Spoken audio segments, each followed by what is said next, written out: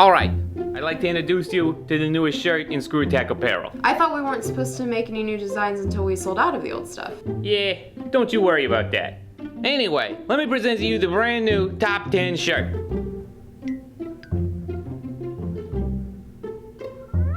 Isn't that just the 10-year anniversary? New Top 10 t-shirt.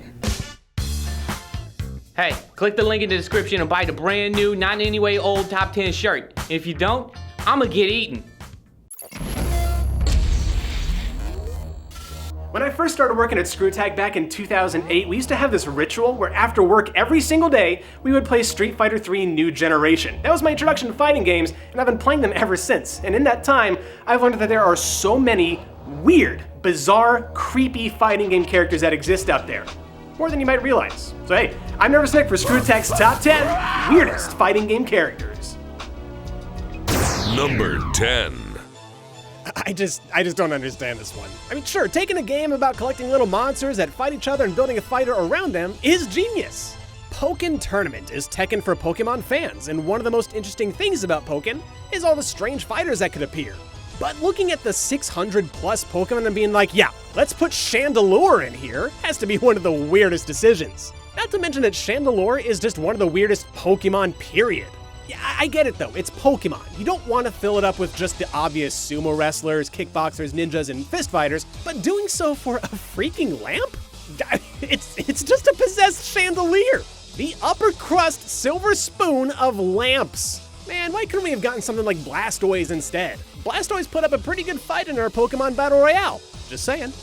Number 9. When Ono-san decided that the PlayStation versions of Street Fighter Cross Tekken needed their classic Mega Man treatment, series creator Inafune-san challenged him to come up with, quote, something original.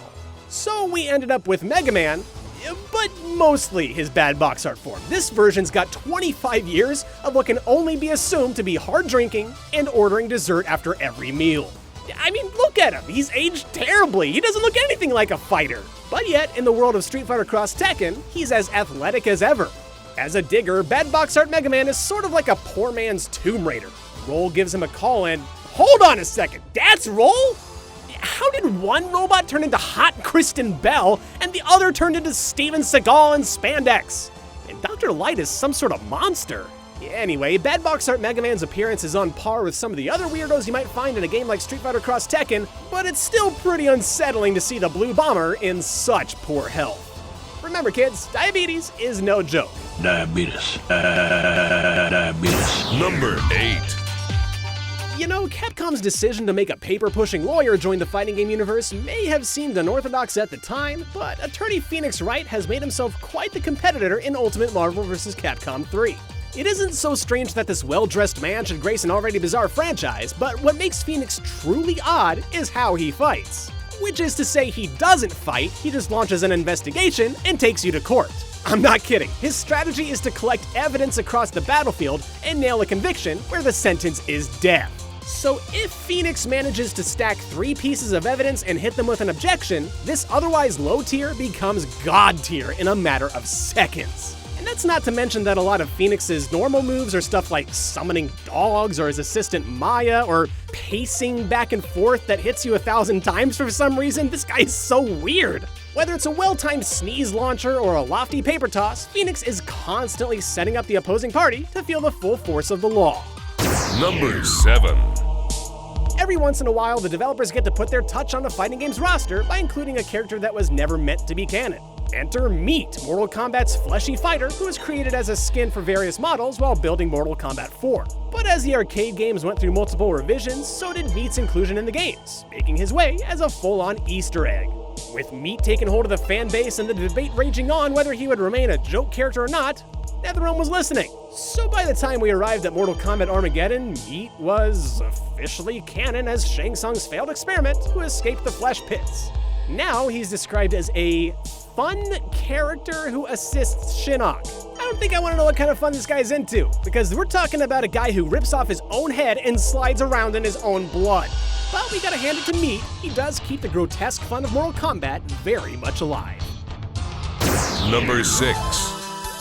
Now, we love us some Street Fighter in this office, and while it has its fair share of weird characters, none is more mysterious than Q from Street Fighter 3 Third Strike.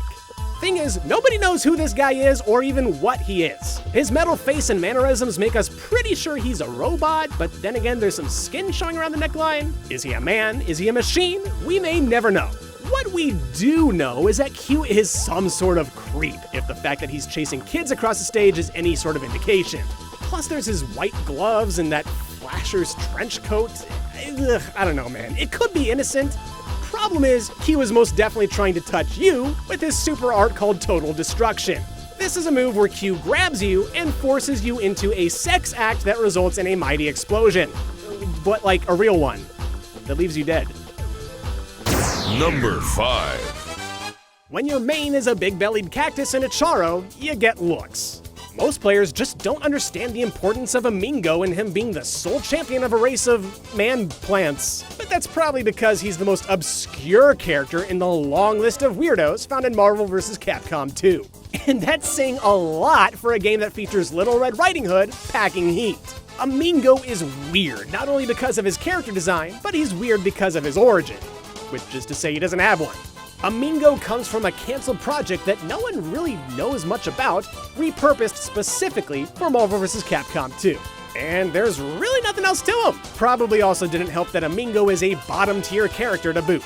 I guess the fighting game world is only big enough for one sombrero-rockin' cactus. Number 4. While the world of fighting games is filled with animal characters, there are some games where the inclusion of an animal is just weird, man. Case in point, Fighter's Destiny's bovine brawler, USHI. See, Fighter's Destiny is a game meant to bring the Virtua Fighter audience over to the N64, and it was a critical darling and fresh face. If you could survive Fighter's Destiny's rodeo record attack mode for more than a minute, you unlocked USHI the cow. And it's pretty much just a cow. A cow that stands upright and fights all the other normal, if not mildly racist warriors.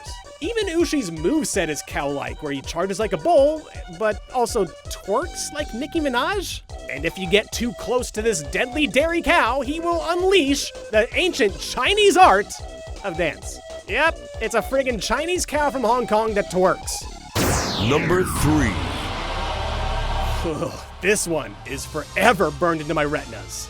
The BDSM junkie VOLDO is one of the strangest fighters from the arcade era of yesteryear. He's a mainstay of the Soul franchise, going as far back as Soul Edge. And even back then, this bandage-wrapped Wolverine wannabe was creepy crawling his way through the roster. I don't know about you guys, but there's just something about watching the way he moves that makes me feel like I need to take a shower. I suppose it's not all his fault though. I mean, the guy lives in a pit after all. A pit that he was sealed in, causing him to go blind and also insane. So in the simplest of terms, Voldo is like if Edward Scissorhands and Gollum had a baby who then went off to join Cirque du Soleil. It's kind of like that. Voldo's fighting style is also so demented that they couldn't even motion capture the character in the first few installments. They had to animate this weirdo entirely by hand. Fortunately, Voldo has led to one of the greatest pieces of machinima you've never heard of, Dance Voldo Dance. So, there's that at least. Number 2. Yoga. A peaceful exercise where you stretch out your body, relax your mind, but as the Wii Fit trainer has shown us, it can also be used to send your opponent straight to hell! Great, keep it up. Watching this peaceful exercise be used to create such devastation doesn't really look like she's fighting at all. Rather, the Wii Fit trainer just aggressively poses near you, blasting opponents into the stratosphere. Tree, Cobra, Sun Salutation. Wii Fit Trainer is no poser when it comes to weaponizing yoga. Even the Wii Balance Board gets a few fleeting moments of attention before disappearing from our minds forever. And should you grab a smash ball, Wii Fit Trainer will assume the warrior pose one last time to blast everyone she faces with a rainbow of positive energy and every pose she can muster. Namaste. It's number 1. In the race to find the weirdest warrior among this list of crazy creatures and absurd personas, nothing was more surprising or satisfying than Hornet appearing in Fighter's Megamix. The red and blue racer from everyone's arcade favorite Daytona USA somehow made the cut into Sega's ultimate fighting game mashup. This car can punch, kick, and grind his way to victory using his 4 floating tires.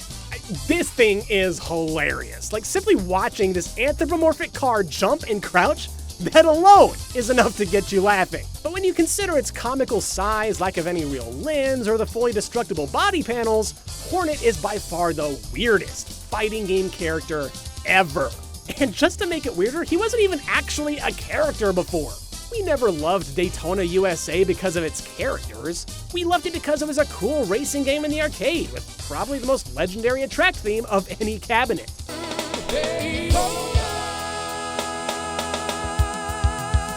But thanks to Fighters Megamix, we will never forget the warrior car named Hornet. The secret number 11 this time is from one of the many Mortal Kombat ripoffs called Kasumi Ninja. Everybody's weird in that game, but none more so than Angus McGregor, the Scotsman who lifts up his kilt to shoot fireballs out of his penis. Take a second to think about how painful that would be. If you enjoyed this top 10, please subscribe and check out past episodes with that playlist on your screen right now. Thanks for watching, we'll see you next time.